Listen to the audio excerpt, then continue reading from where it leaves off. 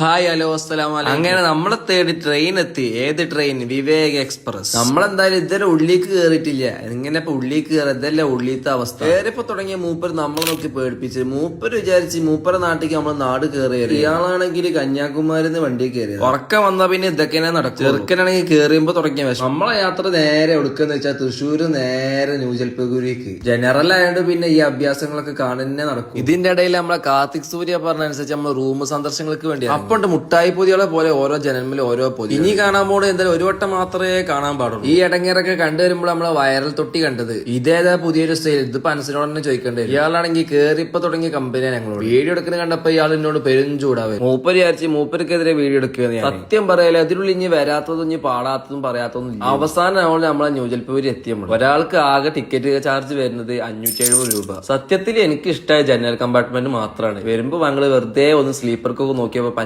അലമ്പ്. പിന്നെ നമ്മള് കേരളത്തിൽ നിന്ന് കാണാൻ വന്ദേഭാരത് കണ്ടപ്പോ പിന്നെ പ്രത്യേക സന്തോഷം. അങ്ങനെ നമ്മൾ എത്തിയപ്പോ എന്തെങ്കിലും തിന്നാൻ വേണ്ടിട്ട് വെറുതെ ഒന്ന് പോയൊക്കെപ്പോണ്ട് ഒരു പ്രത്യേക ഒരു പേര്. സംഭവം അന്വേഷിച്ചപ്പോ അതുകൊണ്ട് ഉദ്ദേശിക്കുന്ന വെറും പേര് മാത്രമാണെന്ന് അറിയാൻ കഴിയും. നായുമായി ബന്ധപ്പെട്ട് അതിലൊന്നുമില്ലാന്ന് പറയും ചെയ്യും. അങ്ങനെ ഞങ്ങൾ സിക്കിമിലേക്കുള്ള യാത്രാന്വേഷണത്തിനായിട്ട് നീങ്ങി.